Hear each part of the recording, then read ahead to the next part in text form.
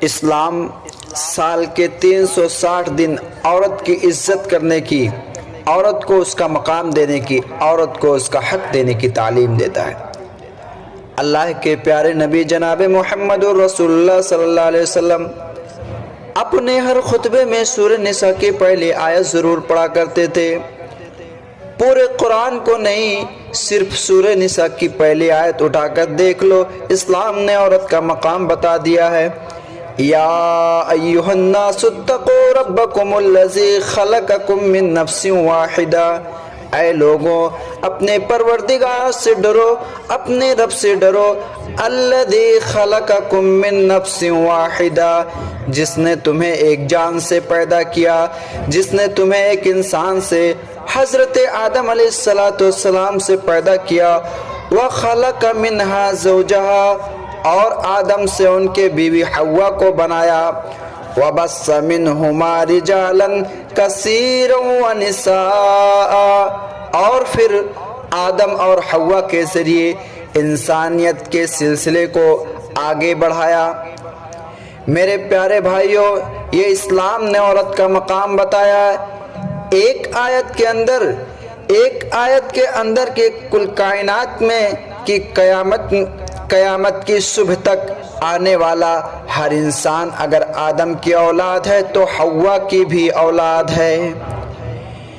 اس کائنات میں، اس دنیا میں انسانیت کا سلسلہ صرف آدم سے نہیں چلا، اس کائنات میں انسانیت کا سلسلہ صرف آدم سے نہیں چلا، صرف مرد سے نہیں چلا، بلکہ عورت کا بھی اس کے تخلیق کے پیچھے ہاتھ ہے۔ آج عورت کی عزت کو تار تار کیا جا رہا ہے۔ یہ کون سا عزت تم نے عورت کو دیا ہے؟ کون سا سمان تم نے عورت کو دیا ہے؟ ہاں، سمان تو اسلام نے دیا ہے۔ اسلام نے عورت کو اس کا حق بھی دیا ہے، اس کا مقام بھی دیا ہے، اور اس کی عزت و آبرو کی حفاظت کا ذریعہ بھی بتایا ہے۔ اسلام یہ کہتا کہ عورت کو معمولی چیز نہیں ہے، اسلام یہ کہتا کہ عورت کوئی معمولی چیز نہیں ہے، بلکہ یہ دنیا کی سب سے قیمتی دولت ہے۔ اللہ کے پیارے نبی جناب محمد رسول اللہ صلی اللہ علیہ وسلم فرماتے ہیں، صحیح مسلم کی روایت ہے، الدنیا کلها متاع وخیر متاع الدنیا المرأة الصالحہ۔ اے لوگو، دنیا کی سب سے قیمتی دولت، سب سے بڑی دولت اگر کوئی دولت ہے تو نیک بیوی ہے، نیک عورت ہے۔ نیک عورت سے بڑھ کر کوئی دولت نہیں ہے۔ اگر کوئی عورت نیک ہو جائے، اللہ والی ہو جائے، متقی بن جائے، اس سے بڑی دولت کوئی دولت نہیں ہے۔ لیکن ہاں، اگر کوئی عورت بے حیا بن جائے، بے غیرت بن جائے، یہ عورت اپنی شرم و حیا کو گھول کے پی جائے تو اس سے بھی خطرناک کوئی چیز نہیں ہے۔ شیطان کا اس سے بڑا کوئی ہتھیار نہیں۔ اللہ کے پیارے نبی جناب محمد رسول اللہ صلی اللہ علیہ وسلم فرماتے ہیں، ما ترکت بعدی فتنة اضر علی الرجال من امتی من النساء، میں نے اپنے امت کے مردوں کے لیے عورت سے زیادہ خطرناک کوئی فتنہ نہیں چھوڑا ہے۔ دنیا کا سب سے خطرناک کوئی فتنہ ہے تو وہ عورت کا فتنہ ہے۔ عورت سے خطرناک کوئی چیز نہیں ہے۔ میری ماں اور بہنوں، اب فیصلہ آپ کے اوپر ہے۔ آپ دنیا کی سب سے قیمتی دولت بننا چاہتی ہیں یا سب سے خطرناک فتنہ بننا چاہتی ہیں؟ اور اللہ کے پیارے نبی صلی اللہ علیہ وسلم فرماتے ہیں، اللہ تعالیٰ نے دنیا میں تم کو بھیجا لِيَنْظُرَ كَيْفَ تَعْمَلُونَ، تاکہ وہ تمہارے عمل کا امتحان لے سکے، تمہاری پریچھا لینا چاہتا تھا، امتحان لینا چاہتا تھا، تم کیسا عمل کرتے ہو۔ لِيَنْظُرَ كَيْفَ تَعْمَلُونَ، تمہیں اس لیے دنیا کے اندر بھیجا ہے۔ پھر آگے اللہ کے نبی فرماتے ہیں، فَاتَّقُوا الدُّنْيَا وَاتَّقُوا النِّسَاءَ، میرے امت کے لوگوں کو تم دنیا سے بچتے رہنا، اے میرے امت کے لوگوں تم دنیا سے بچتے رہنا اور عورت سے بچتے رہنا۔ غور کریں، اللہ کے پیارے نبی صلی اللہ علیہ وسلم نے ایک طرف دنیا کا نام لیا اور دوسری طرف عورت کا نام لیا، یعنی ساری دنیا کے فتنے ایک طرف ہیں اور عورت کا فتنہ ایک طرف ہے۔ اگر ترازو کے ایک پلڑے میں ساری دنیا کے فتنے کو رکھ دیا جائے اور دوسرے پلڑے میں عورت کے فتنے کو رکھ دیا جائے تو عورت کا فتنہ دنیا کے تمام فتنوں سے سخت ہے۔ فاتقوا الدنیا واتقوا النساء فإن أول فتنة ذی بنی اسرائیل كانت فی النساء، اس لیے کہ بنی اسرائیل کے اندر، یہودیوں کے اندر سب سے پہلا فتنہ اسی عورت کی وجہ سے پیدا ہوا تھا۔ میری پیاری ماں اور بہنوں، ایک طرف آپ کا اتنا اونچا مقام ہے کہ آپ کو اللہ کے نبی دنیا کی سب سے قیمتی دولت قرار دیتے ہیں، اور دوسری طرف اگر عورت بے حیا ہو جائے، شیطان کا آلہ بن جائے تو اس سے بڑا کوئی فتنہ نہیں۔ ابن ماجہ کی روایت ہے، اللہ کے پیارے نبی جناب محمد الرسول اللہ صلی اللہ علیہ وسلم فرماتے ہیں، مستفاد العبد المؤمن من بعد تقوی اللہ۔ بڑے غور سے سنیے گا، اور سننے کی بات ہے، ہمارے مرد حضرات بھی اور ہمارے بھائی اور ہمارے ماں اور بہنیں وہ بھی سنیں، ہمارے بزرگ حضرات بھی یہ حدیث بڑے غور سے سنیے گا۔ اللہ کے پیارے نبی فرماتے ہیں کہ تقوی سے بڑی کوئی دولت نہیں ہے۔ ایک مومن بندے کے پاس اگر سب سے بڑی دولت ہے تو وہ ہے اللہ کا تقوی، اللہ کا ڈر ہے، لیکن اگر اس کے بعد دوسری کوئی دولت ہے تو اللہ کے پیارے نبی صلی اللہ علیہ وسلم فرماتے ہیں، من زوجۃ صالحۃ، نیک عورت اگر مل جائے، نیک عورت ہے، نیک اگر عورت مل جائے اور نیک بیوی مل جائے، آپ کے گھر میں آ جائے، اس سے بڑی کوئی دولت نہیں ہے۔ اب نیک عورت کیسی ہوتی ہے، نیک بیوی کیسی ہوتی ہے، اللہ کے پیارے نبی صلی اللہ علیہ وسلم تفصیل بتا رہے ہیں، اذا نظر الیہا سرتہا، نیک عورت کی پہلی پہچان یہ ہے کہ شوہر اس کی طرف دیکھے تو وہ خوش ہو جائے۔ میرے ماں اور بہنوں، آج کہاں ہیں ایسی عورتیں؟ قرآن کا 21واں پارہ اٹھائیے، قرآن کے 21ویں پارے کے بالکل لاسٹ میں آ جائیں، سورہ احزاب کی آیت نمبر 28 سے لے کر کے آیت نمبر 35 تک 8 آیتیں اٹھا کر پڑھ لیجئے۔ ایک عورت کو کیسے دنیا میں رہنا ہے، کیسے زندگی گزارنا ہے، ایک نیک عورت کیسی ہوتی ہے۔ میرے بھائیوں، صرف ان 8 آیتوں کو سمجھ لو، نیک عورت کیسی ہوتی ہے پتہ چل جائے گا۔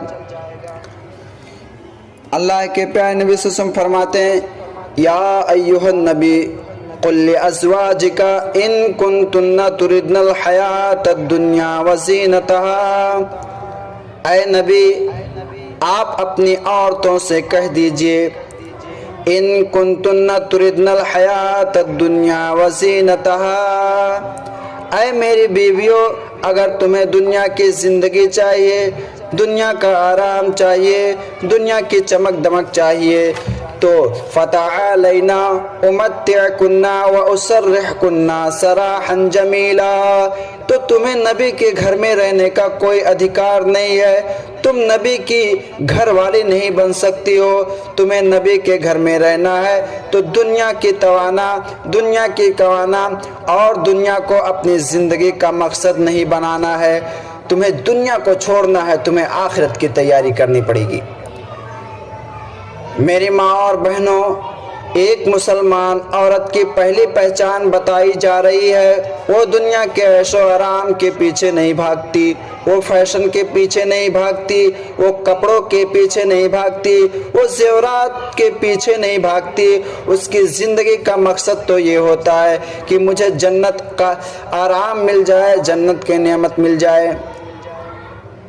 ذرا نبی کی عورتوں کی زندگی کو اٹھا کر دیکھو، حضرت عائشہ فرماتی ہے 2 مہینے گزر جاتے تھے، نبی کے گھر میں چولہا نہیں جلتا تھا۔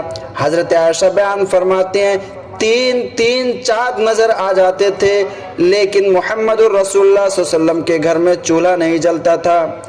کھجور اور پانی کے بل پر نبی کے فیملی والے، نبی کے پریوار والے گزارا کر لیا کرتے تھے۔ میری پیاری ماں اور بہنوں، آج اللہ تعالیٰ نے بہت کچھ نوازا ہے آپ کو، پھر بھی آپ کی زبان پہ اللہ کا شکر ادا نہیں ہوتا، پھر بھی آپ اللہ کے لیے ناشکری کرتے ہیں، اپنے شوہروں کی بھی ناشکری کرتی ہیں۔ بخاری کی وہ حدیث اٹھا کر دیکھ لیجئے، اس حدیث کو اٹھائیے۔ حضرت عائشہ فرماتی ہیں میں گھر میں بیٹھی ہوئی تھی، ایک عورت آتی ہے، دو چھوٹی چھوٹی بچیاں اس کے ساتھ ہیں، اس نے کچھ کھانے کی چیز مانگی۔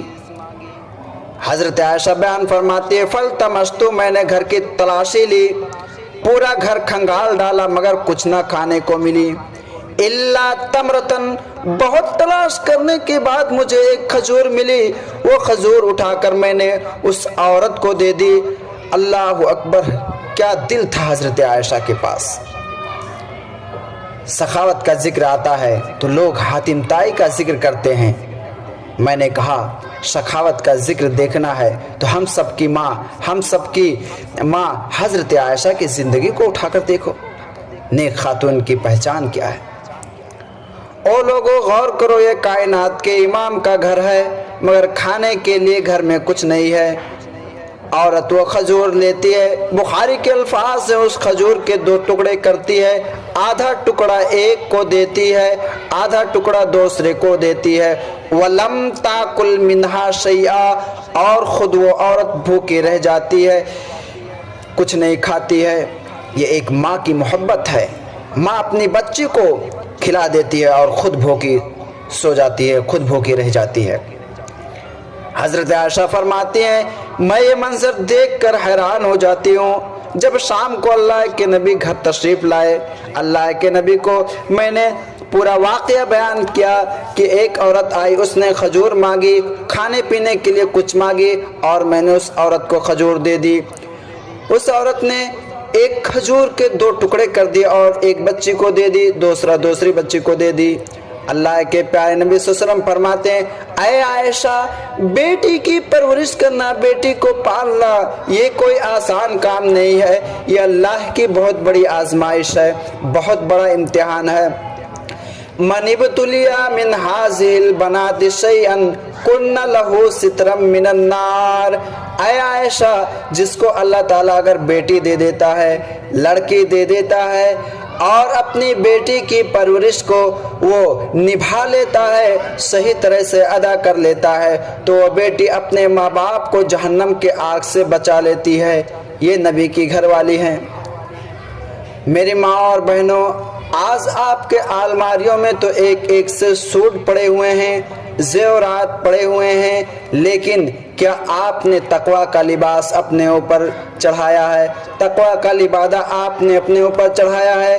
کل قیامت کے دن جب اللہ رب العالمین حساب و کتاب لے گا تو آپ سے سوٹ کے بارے میں حساب نہیں لے گا، زیورات کے بارے میں حساب نہیں لے گا، مال و جائیداد کے بارے میں حساب نہیں لے گا۔